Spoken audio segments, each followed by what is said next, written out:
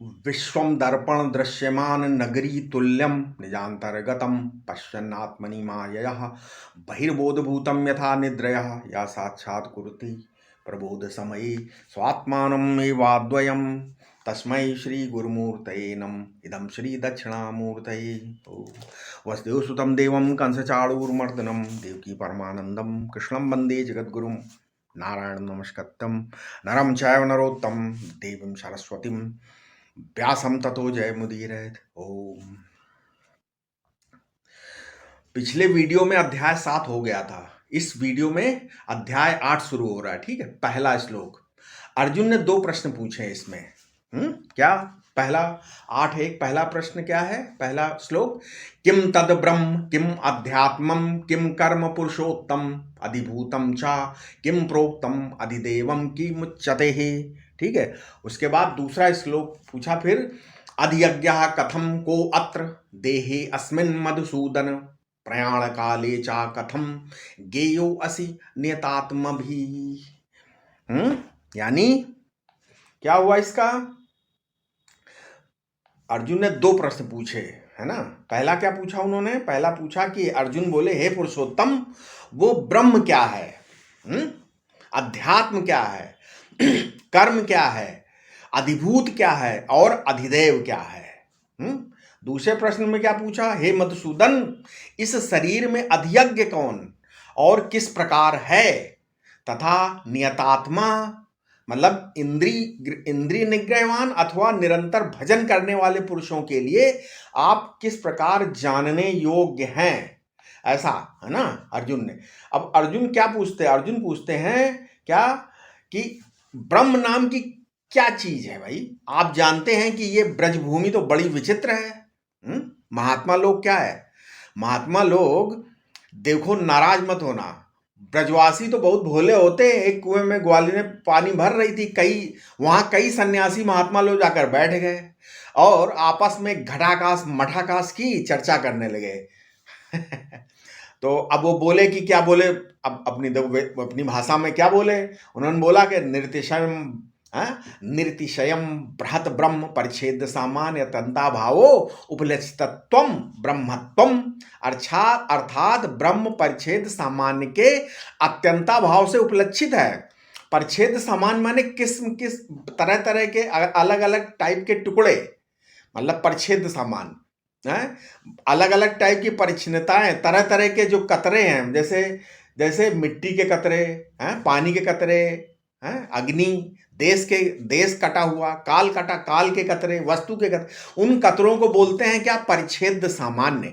और इनका जो अत्यंता भाव है, और वो अत्यंता भाव जिसका लक्षण नहीं उपलक्षण है, माने तटस्थ लक्षण है, लक्ष्य के साथ लगे बिना दूर से ही दिखता है, वो लक्ष्य के साथ लगे बिना दूर से ही दिखाता है, वही ब्रह्म है। ठीक है, जो हमने परिभाषा बताई थी ना, क्या ब्रह्म की परिभाषा क्या बताई कि निर्तिशयम ब्रह्म, निर्तिशयम बृहत ब्रह्म परिच्छेद सामान्य अत्यंता भावो उपलक्षितत्वम ब्रह्मत्वम। ठीक है, ये परिभाषा बताई। तो जब सन्यासी महात्मा लोग इस प्रकार की चर्चा करने लगे तो बेचारे गांव की ग्वाली ने पूछ बैठी, अरे ये साधु लोग जिस ब्रह्म की बात कर रहे हैं वो क्या होता है? अरे कोई बोलता है हमारे ब्रह्म तो सांवरे सलोने श्याम सुंदर का स्वरूप हो, या कोई रिश्तेदार नातेदार है, या कोई कौन है ये, तब तो हम बताएंगे कि वो कौन है ना। यहां बिना श्याम सुंदर के यहां बिना श्याम सुंदर से संबंध हुए ब्रह्म का नाम कौन लेगा? तो अर्जुन ने यही पूछा, बाबा अरे भाई ये ब्रह्म कौन है? देखो पहले क्या है, पहले अर्जुन ने ब्रह्म को परोक्ष देखा, फिर ब्रह्म को प्रत्यक्ष देखा, और फिर ब्रह्म अपरोक्ष हो गया।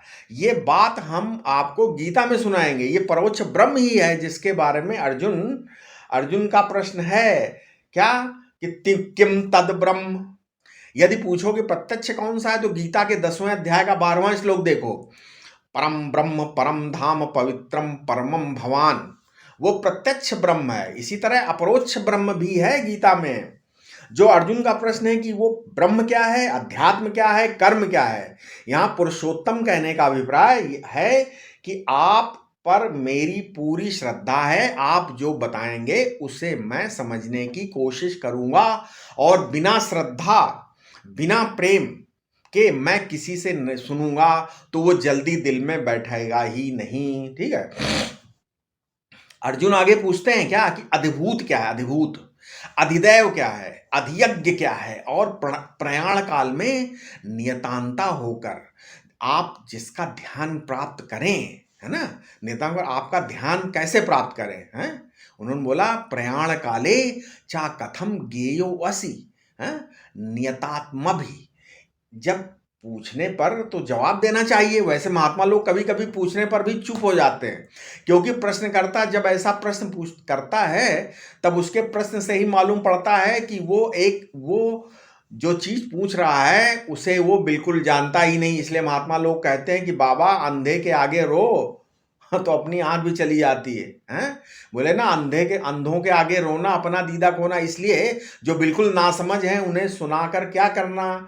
लेकिन दूसरा एक और दृष्टिकोण है, यदि प्रश्नकर्ता ठीक ढंग से प्रश्न करता हो तो उसका उत्तर देना चाहिए। ठीक है। प्रश्नकर्ता कहीं ना कहीं भ्रम में है तभी तो प्रश्न कर रहा है। हाँ, यदि परीक्षा लेने के लिए कोई प्रश्न कर रहा है तब उत्तर देने की जरूरत नहीं है। उसका तो यही उत्तर है कि भाई जाओ बाबा, अपने किसी विद्यार्थी से प्रश्न करो और उसकी परीक्षा लो, हम तुम्हारे परीक्षालय में प्रतिष्ठ नहीं हैं। किंतु यहां अर्जुन जो सच्चे मन से प्रश्न कर रहा है ना कि किम तद ब्रह्म, ब्रह्म क्या है। भगवान बोले अक्षरम ब्रह्म परमम परमम अक्षरम ब्रह्म, है ना। देखो, एक है अक्षर ओम, स्वर भी है और वर्ण भी है ना। ओम क्या, स्वर भी है वर्ण भी। अच्छा, स्वर वर्णातीत भी है, स्वर जो है वर्णातीत भी है, क्योंकि आकार उकार जो ये तो दोनों स्वर हैं और मकार वर्ण है ना इसी ओम में। तथा उससे जो उपलक्षित है वो न स्वर है न वर्ण है, अव है ना। अव धातु से संप्रसारण करके बना लो, अवति इति ओम, अवति इति ओम, है जो अविद्या के अंधकार में अपनी रक्षा करे उसका नाम है ओम। ठीक है। ये हमने व्याकरण की परिभाषा बता दी ओम की। बोले कि नहीं, यहां अक्षर से मतलब नहीं है, यहां तो अक्षर का जो परमार्थ है वो ब्रह्म है। अक्षरम ब्रह्म परमम परमम अक्षरम ब्रह्म, यत्र अक्षरस्य पार्यम्य भवति, यत अक्षरस्य पारम्यम भवति, मतलब ये ओंकार का तात्पर्य है। मांडूक्य उपनिषद में एक तो अभिधेय की प्रधानता से ओंकार का निरूपण और एक अभिधान की प्रधानता से ओंकार का निरूपण है। ठीक है, दोनों की प्रधानता से ओंकार का निरूपण है।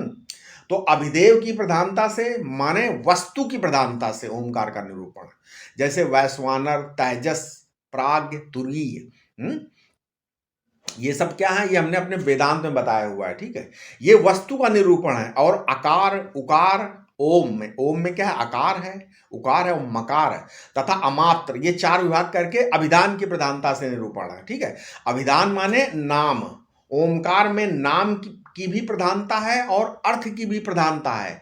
अर्थ की प्रधानता से जो ओमकार है उसका नाम ब्रह्म है, अक्षरम ब्रह्म परमम ओम इति आत्मानम युंजीत, ये एक निमित्त ओंकार है, आत्मदेव का निमित्त है आलंबन। ठीक है, इसलिए बोला एतदालंबनम श्रेष्ठम, एतदालंबनम परम परम, एतदालंबनम ज्ञात्वा यो यदि इच्छति तस्य तत्। आलंबन रूप जो ओंकार है वो अक्षरात्मा है और जो अक्षर का परमार्थ तात्पर्य है वो ब्रह्म है। ठीक है, अब आगे कौन सा श्लोक, अब आगे तीसरा श्लोक। अब भगवान बोलते हैं, अब भगवान इसका उत्तर देंगे। क्या क्या उत्तर देंगे, हैं क्या, सेकंड जो है तीसरा, श्री भगवान उवाच, क्या क्या बोले, अक्षरम ब्रह्म परमम स्वभावो अध्यात्मम उच्यते भूत भावोद्भवक विसर्गः कर्म संगीता। यानी श्री भगवान ने कहा परम अक्षर ब्रह्म है। ठीक है, परम अक्षर ब्रह्म है ना, स्वभाव अध्यात्म है और भूतों के भाव को उत्पन्न करने वाला विसर्ग मतलब स्रोत स्मार्त यज्ञ कर्म नाम वाला है। ठीक है, कर्म संगीता। ब्रह्म भगवान को भी कहते हैं, परंतु यहाँ तो शुद्ध ब्रह्म को ही कहा गया है, क्योंकि ब्रह्म शब्द से एक शुद्ध अविनाशी सत्ता ही सूचित होती है। फिर जैसे एक बीज से वृक्ष फल आदि होते हैं, वो एक शुद्ध चैतन्य की उपाधि भेद से भगवान, ईश्वर, जीव आदि अनेक नामों से कहा जाता है। संपूर्ण रूपों में वही है, वही परम, ठीक है, वही परम अविनाशी है। वो अविनाशी विनाशी रूपों में भी भास रहा है, अर्थात असत जड़ दुख रूप चराचर दृश्य होकर भी वही भास रहा है, किंतु विचार दृष्टि से संपूर्ण भूत क्षर नाशवान है और स्वरूप साक्षी अक्षर है। पंचकोशों का बाध होने पर वही परम अक्षर ब्रह्म रूप से जाना जाता है। परंतु आनंदमय कोश के रहने पर भी, अगर आनंदमय कोश के रहने पर भी ज्ञाता और ज्ञेय का भेद रहता है, इस भेद की निवृत्ति आनंदमय कोश का भी निषेध करने पर होती है। परंतु व्यवहारिक वास्तविक सत्ता, वास्तविक त्याग तो त्याग के अभिमान का भी त्याग करने से होता है। यदि निर्विकल्प समाधि का भी अभिमान रहे तो जीव भाव की निवृत्ति नहीं हो सकती, ठीक है। अन्नमय, प्राणमय और मनमय कोशों का बाध होने पर भी कर्ता भोक्तापन रहता है, क्योंकि इनका निषेध करने वाली अविद्यावृत्ति मतलब जीव भाव है। जब माया से अविद्यावृत्ति का निषेध होता है तो विज्ञानमय कोश का बाध होने पर कर्तापन तो नहीं रहता, किंतु भोक्तापन रहता है। वो भोक्तापन आनंदमय कोश का निषेध होने पर निवृत्त होता है, तभी स्वरूप स्थिति होती है ना, अन्यथा नहीं होती, ठीक है। तो अब भगवान क्या कहते हैं कि हे अर्जुन, ब्रह्म को तुम जानते हो ना, क्या वो बृहत्वाद देश काल वस्तु से अपरिच्छिन्न, स्वजातीय विजातीय स्वगत भेद से शून्य और संकोचा भाव होने के कारण निर्तिशय महान है, क्योंकि उसको सिकोड़ने वाली कोई शैली है ही नहीं। वो रबड़ की तरह नहीं कि सिमट जाए, फैल जाए, या कोई प्रवाही पदार्थ नहीं काल में कि इसकी काल की धारा में बह जाए। वो कोई जड़ द्रव्य भी नहीं है कि रूप से रूपांतर को प्राप्त होता रहे। वो ना तो देश में फैलता सिकुड़ता है, न काल में बढ़ता है, न रूपांतर को प्राप्त होता है। वो तो निर्तिशय वृहत है, देश काल वस्तु से अपरिच्छिन्न है, सजाति विजाति स्वगत भेद से शून्य है, ठीक है। अब आपने एक बात जरूर ध्यान दिया होगा कि यदि ब्रह्म मैं से अलग होगा, अच्छा यदि ब्रह्म, मान लीजिए ब्रह्म मैं आपसे अलग है, तो ब्रह्म ही नहीं रहेगा, नहीं, एक तो अचेतन होगा। क्यों नहीं रहा? क्योंकि वो अगर आपसे अलग हुआ तो अचेतन हो गया, दूसरा कटा पिटा परछिन्न हो गया है। मतलब ये कि हमसे अलग होने पर ब्रह्म बेहोश हो गया, जड़ हो गया। हमारी चेतनता जिसको नहीं मिलेगी वो अवचेतन ही रहेगा, वो दृश्य होगा, आश्रित होगा, जड़ होगा, परछिन्न होगा। उसी तरह हम ब्रह्म से अगर अलग हो जाएं हम भी, तो हम भी तो टुकड़े टुकड़े हो जाएंगे, कट पिट जाएंगे। वो जब आत्म रूप ब्रह्म होता है तब चेतन होता है, और जब ब्रह्म रूप आत्मा होता है तब वो परिपूर्ण हो जाता है, ठीक है। इस परिपूर्णता के साक्षात्कार का इसके सिवाय दूसरा कोई उपाय नहीं है। अब अर्जुन पूछते हैं किम अध्यात्मम, अध्यात्म क्या है? बोले कि अध्यात्म उसको कहते हैं जो शरीर के भीतर ही हो। आत्मनि इति अध्यात्मम, मतलब इस सप्तमी विभक्ति अधिकरण विभक्ति का जो अधि है, वही जब आत्मा के पहले आप लगा दो तब क्या हो जाता है? अध्यात्म बन जाता है। यदि किसी विद्वान पंडित से पूछा जाए कि आप कहाँ निवास करते हो, तो पंडित जी क्या बोलेंगे? अधि अयोध्यायाम, मतलब मैं अयोध्या में निवास करता हूं, ठीक करते हैं। तो अब वो काशी का अगर रहने वाला हो तो क्या बोलेगा? अधिकाशी, अयोध्या में अधिकाशी में, ठीक है। में के अर्थ में अधि शब्द जुड़ता है। यहां आत्मा का अर्थ है शरीर, और इस शरीर में क्या है? बोले कि शरीर में क्या है? स्वभाव रहता है? स्वभाव क्या होता है? स्वभाव क्या बोलते हैं? बोले स्वस्य भावा स्वरूपो भावा स्वभावा, स्वरूप का जो भाव है इस शरीर में वही यही अध्यात्म है, ठीक है, ठीक है। ये हमारी हड्डी है, ये हमारी मनुष्य है जाति है, ये स्वभाव है, मानने का नाम स्वभाव है। हड्डी अध्यात्म नहीं है, हड्डी को मेरा मानना ये अध्यात्म है।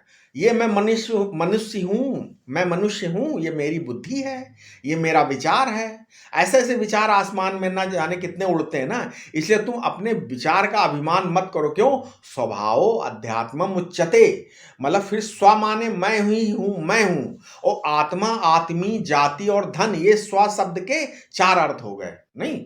और इस शरीर के भीतर इन चारों प्रकार के भाव हैं, ये इस प्रकार से होते हैं। ये हड्डी मांसादि मेरे हैं, इनकी आकृति ग्रहणा जाति मेरी है, इसमें मति बुद्धि विचार आदि मेरे हैं, और मैं हूं। इस देह में मैं भाव कभी नहीं होता। ठीक है? कौन कहता है कि मैं हड्डी मांस चाम का पुतला हूं? वो तो बोलता है कि मैं ब्राह्मण हूं, क्षत्रिय हूं, वैश्य हूं, जो भी है। क्या समझते हो? वे अपने को शरीर भी नहीं समझते हैं, शरीर में आरोपित। आप अपने को समझ का शरीर भी नहीं समझते। आप अपने को बोलते हैं मैं ब्राह्मण हूं, मैं फलाना हूं, मैं सन्यासी हूं, मैं गृहस्थ हूं। हैं? जब तुम पैदा हुए थे तब क्या थे? सन्यासी थे, गृहस्थ थे? हैं? चोटी जनेऊ पहने थे क्या? सन्यासी तो बाद में हुए ना। ये सब क्या है? ये सब अध्यारोप है जो बीच में आ गया। ये ब्राह्मणत्व है, सन्यासत्व, क्षत्रियत्व, ये सब अध्यारोप ही है। ये सब शास्त्रीय अध्यारोप है। और हिंदुत्व, जैसे बोलो मैं हिंदू हूं, तो ये हिंदुत्व क्या है? ये भी अशास्त्रीय आरोप है, ये अशास्त्रीय है। जो हिंदुत्व इस्लाम धर्म को या ईसाई धर्म को काटने के लिए हो, वो शास्त्री नहीं है, वो तो साधन नहीं है ना। परंतु ब्राह्मण, क्षत्रिय, वैश्य आदि में जो भेद बुद्धि हो गई है, उसके निवारण के लिए जो हिंदुत्व हो, तो वो सर आंखों पर है। छोटे अध्यारोप के निवारण के लिए बड़े अध्यारोपों को हम स्वीकार करते हैं। तो बोले कर्म क्या है? हैं? तो करने का नाम कर्म नहीं, विसर्ग का नाम कर्म है। भूत भावोत भव करो विसर्गा कर्म संगिता। विसर्ग, विसर्ग शब्द का अर्थ होता है विसर्जन, त्याग। संस्कृत में सृजन या विसर्जन शब्द नहीं चलते, सर्जन चलता है। सर्जन, सर्जनम सर्गा, विसर्जनम विसर्गा। मतलब विसर्जन का, विसर्ग का क्या अर्थ है? आप अज्ञान में जो जो चीज अपनाते हो, उनसे पिंड छुड़ाने की प्रक्रिया का नाम क्या है? विसर्ग। ठीक है? विसर्जन है, विसर्जन। विसर्ग अपवाद प्रधान भी होता है, और यदि अपवादार्थ को ही अध्यारोप करना पड़े तो उसका नाम भी विसर्ग हो जाएगा। ये जो भूत है, प्राणी है, ये क्या है? भूत भाव माने शुद्ध भाव भी होता है, ब्रह्म भी होता है। ये भूत ब्रह्म जो स्वतः सिद्ध हो, वो भूत है, भूतार्थ। भूतार्थ संबंधी ज्ञान का निरूपण भाष्य आदि में आता है। परंतु इस बात को एक बार हम छोड़ देते हैं। ऐसा समझो कि प्राणियों के भीतर बड़े बड़े उत्तम भाव छिपे हुए हैं, परंतु सर्गे मोहम यान्ति परंतप। सर्ग में मोह हो जाने से ये सब के सब आच्छादित हो गए हैं। जब आप विसर्ग करेंगे, माने सर्ग मोह का ज्यों का त्यों परित्याग करेंगे, ज्यों का त्यों आपके अंदर नवीन नवीन भावों का, उत्तम उत्तम भावों का उद्गम होगा। इसलिए आप भूत भावोद वकरो विसर्गा, जितना जितना छोड़ेंगे, हैं, त्यजतैव ही तल्लभ्यम आत्मात युक्तम परम पदम। सुरेश्वराचार्य भगवान कहते हैं कि जितना जितना त्याग करोगे, उतनी उतनी ही आत्मा परमात्मा की उपलब्धि होगी। ये बोला उन्होंने। क्योंकि आत्मा युक्तम परम पदम, ये जो अपवाद करने वाला है, अशेष विशेष जो आत्मा है, यही परमात्मा है। इसलिए परमात्मा के निकट पहुंचने वाला, भक्ति देने वाला, धर्म देने वाला, योग देने वाला, तत्व ज्ञान देने वाला जो भूत है, भूत भाव, धर्म भाव, भक्ति भाव, योग भाव, ज्ञान भाव का उद्भव करने वाला जो विसर्ग है, उसी का नाम कर्म है। अब ये बात आई भाई कि यदि कोई टीका टिप्पणी करके अपने मन में दूसरा अर्थ बैठा ले, हैं, तो क्या होगा? बोले भरी सराय रहीम लकी आप पथिक फिर जाए। अगर तुम्हारे दिल में पहले से कुछ भरा है तो ये बात नहीं बैठेगी। आप पहले कुछ मान के बैठे हो अपने बुद्धि में, तो ये बात नहीं बैठेगी आपको। क्यों? लेकिन अगर पहले से कोई पूर्वाग्रह नहीं होगा, जब आप देखना कि ये विसर्ग कैसे बैठता है आपके, हैं, बैठता है कि इसका नाम ही कर्म है। कर्म क्या है? जो हमारे हृदय में वास्तविकता की ओर ले जाने वाले उत्तम भाव हैं, सिद्ध भाव, उनकी उद्भूति, जिससे हो, वे जिससे पैदा हो, वो कर्म है। विसर्ग के हाथों होते हैं। विसर्ग के हाथ होते हैं, क्योंकि कर्म बिना कर के, कर्म बिना कर के नहीं होता। क्रियते इति कर्म, जो किया जाए वो कर्म है। और ऐसे ही बोल सकते क्रियते अनेन, जिससे किया जाए वो कर है। समझ गए? जब विसर्ग को कर्म कहते हैं तब ये लिया जाएगा, बनाया जाएगा, इसका निर्माण किया जाएगा, ये साधन होगा। असल में साधन वो है जो तुम्हारे ऊपर बैठी हुई मैल का विसर्जन कर दे, और उसके बाद जो तुम्हारी सच्ची चमक है, ज्ञान है, आनंद है, सत्य, वो प्रकट हो जाए। विसर्गः कर्म संगीता, असली कर्म क्या है? असल में मल प्रच्छादन ही कर्म है ना। दान रूप है, देवोद्देश्यक हविष्यान कर्म है, विसर्ग है। अरे भाई ये जो जिंदगी है ना, ये जिंदगी भर की कमाई को इकट्ठा करके रखा है और इसमें मेरा मेरा मेरा कर रहे हो, इसको छोड़ो, देव भाव का उदय होने दो। होम का नाम भी विसर्ग है, यज्ञ का नाम भी विसर्ग है। ठीक है, विसर्ग के बारे में कितना बता दिया आपने। अच्छा, इसमें एक प्रश्न किसी ने पूछा है कि आनंद का, अब एक प्रश्न पूछा किसी ने कि माया वृत्ति से तो विद्यमान कोष का निषेध होता है, फिर आनंदमय कोष की निवृत्ति किस वृत्ति से होती है ना? तथा कर्ता भोक्तापन एक ही है या अलग अलग है? तो इसका उत्तर है कि कर्ता भोक्तापन तो एक वृत्ति के दो रूप है ना। रजोगुण की प्रधानता से कारण क्रियात्मक होने पर वो कर्ता कही जाती है, तथा सत्वगुण की प्रधानता के कारण शांत एवं संवेदनामयी होने से उसे ही भोक्ता कहा जाता है। समझ में आया? जब क्रिया शांत हो जाती है तो एकाग्रता होने से आनंद प्रवाहित होने लगता है, उसमें कोई हलचल नहीं होती, इसलिए कर्तव्य न रहने पर भी भोक्तत्व तो रहता है, क्योंकि उस आनंद का भोक्ता तो वो रहता ही है ना।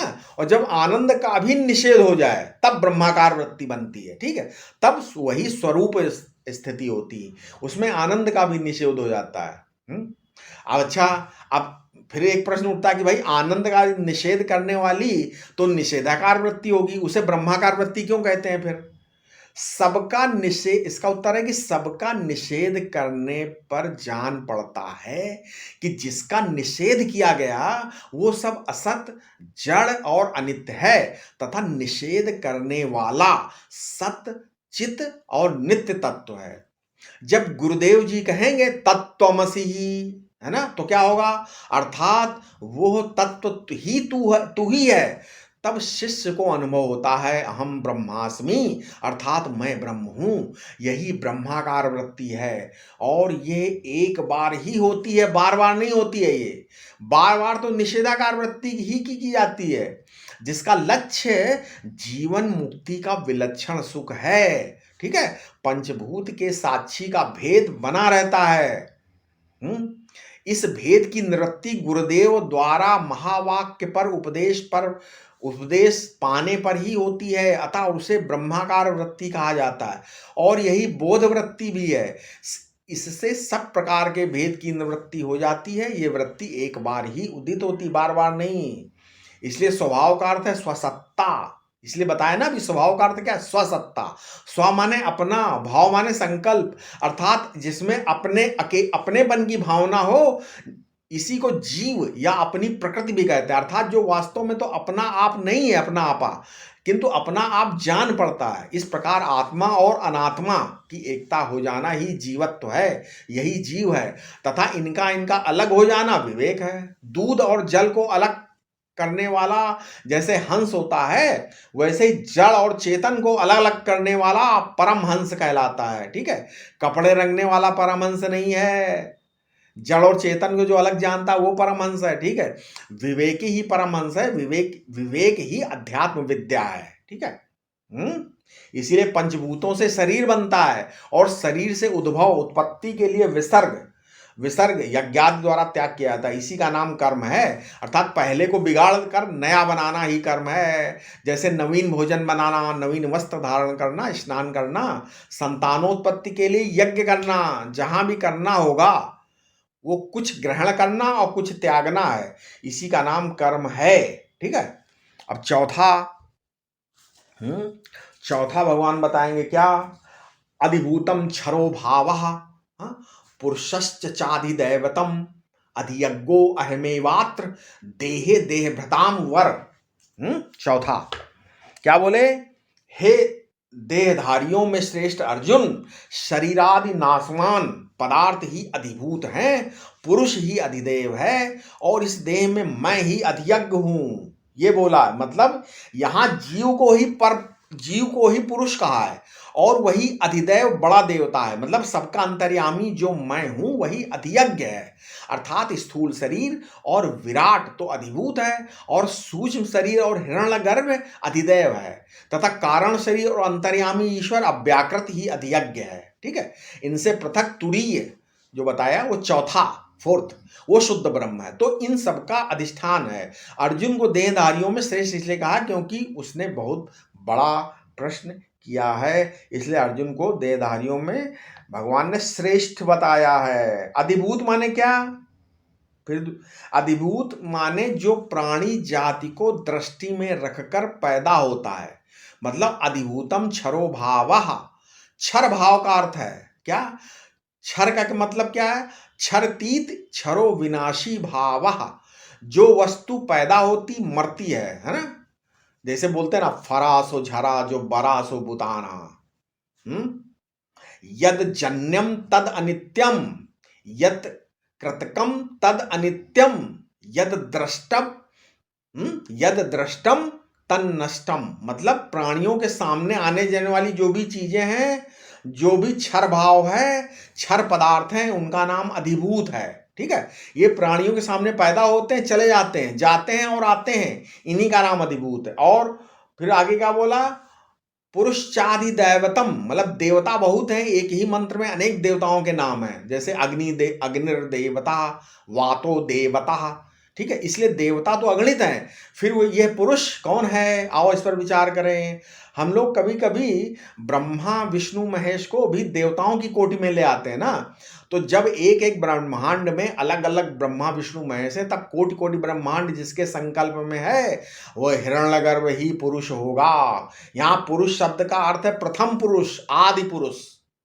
ईश्वर पुरुष नहीं, क्योंकि उसमें पुरुषाकृति नहीं है। ठीक है, प्राज्ञ पुरुष नहीं, क्योंकि उसमें भी पुरुषाकृति नहीं है, इसलिए हिरण्यगर्भ पुरुष है। वो पुरुषाकार कृति है और कोटि कोटि ब्रह्मांडों को अपने आकार में धारण करके अभिव्यक्त है।